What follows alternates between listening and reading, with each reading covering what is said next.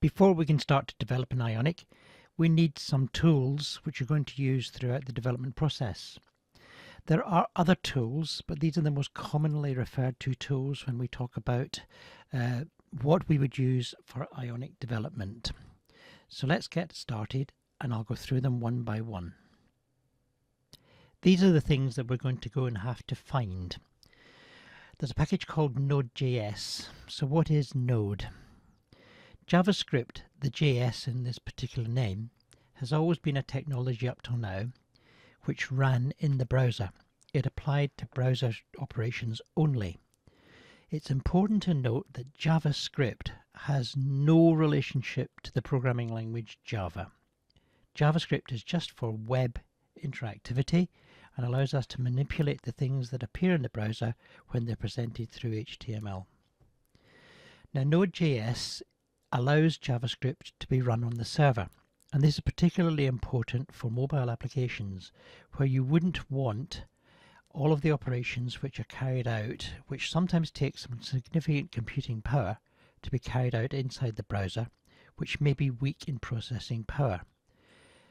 Powerful servers enable the manipulation of the data to be sent back to the mobile application straight away, already processed. Now when we install Node.js, it installs with it what we are going to use most. And the Node Packet Manager, NPM, is the powerful tool that we are going to use. We will use hardly any of the facilities of Node, but it's a crucial tool for mobile application development. You may have a terminal already installed on your Windows machine. In fact, I know you have a terminal already installed on your Windows machine. This is the old DOS prompt, the command line interface. Now, some command line interfaces are better than others, and you can use the Windows command line interface, which is better in Windows 10, or you can use PowerShell. But I'm going to suggest that you install a different command line interface, which is called Git Bash. Now this is part of GitHub, integrates entirely with GitHub, and if you start to get used to the GitHub processes, and this is an advanced thing that we will probably do at the end of the course, then you'll be able to use that effectively as you move forward. So let's start hard rather than starting easy. The other thing that you should install is an application called Visual Studio Code. Now Visual Studio Code is, as you might suspect, a Microsoft project.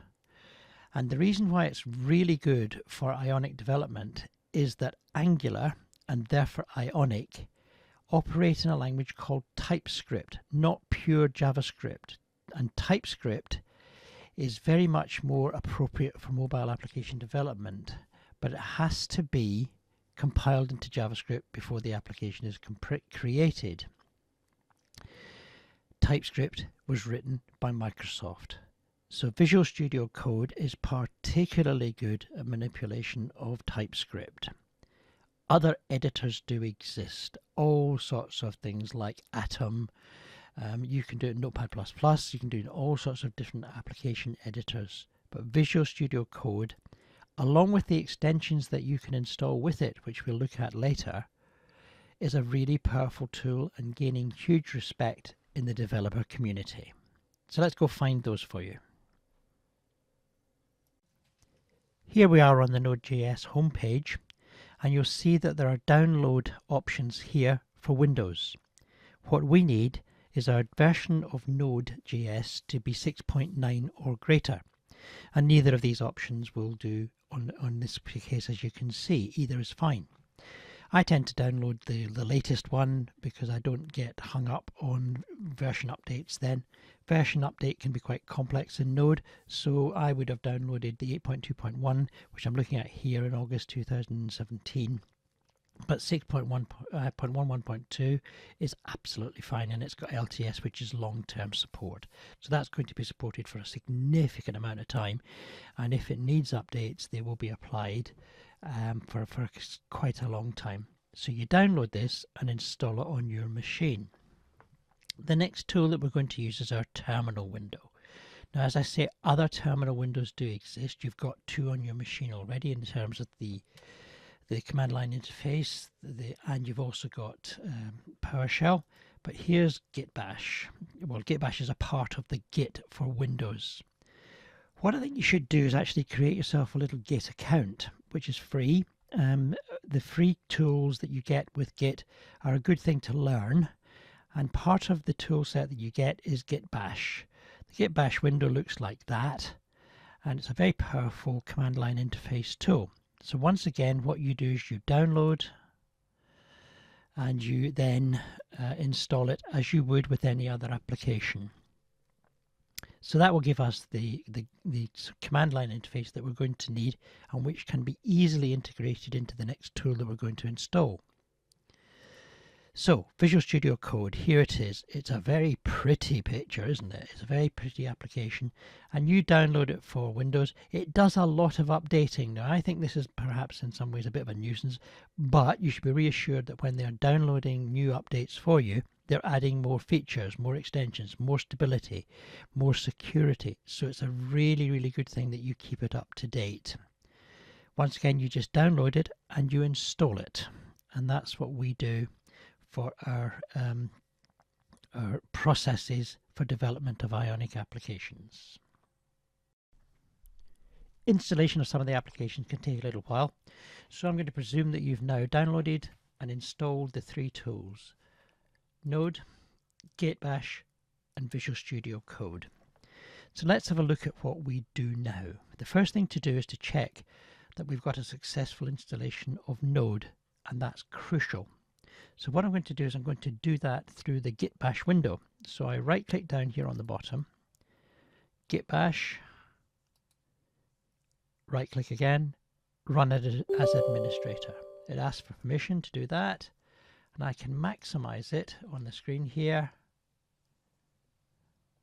and increase the font size, which is good for you, and it's also good during development when you're trying to do it on a big screen. So we're going to check that we've got Node installed properly. So I'm going to do node-v.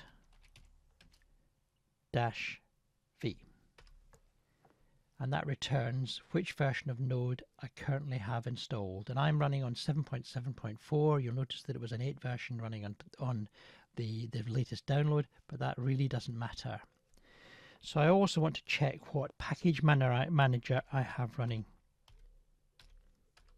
-v, and I've got 4.1.2, and that's absolutely grand. So the next thing we're going to do is use the command line to install Ionic and the Cordova packages that we're going to need for our installation. Before we do, I've opened up the Ionic Framework docs. Now this is a really powerful resource for you. You can get in here, for example, in the Ionic components, you can learn how to use buttons, you can get basic buttons, you can get all sorts of things, and you can copy code straight out of here and use it in your applications. It's very powerful indeed. But what we're going to do is we're just going to look at where you would get information about how to install Ionic. So back on the home page, click the introduction, and you'll see that the command line instructions you need for installing Ionic are here. So once again, you can actually copy those straight out of here. Go to your command line that you're running and paste. That's the command line instruction you need to install Ionic and Cordova. Now let's go through the words one by one. npm Node Package Manager has the facility to go and find these things that we need.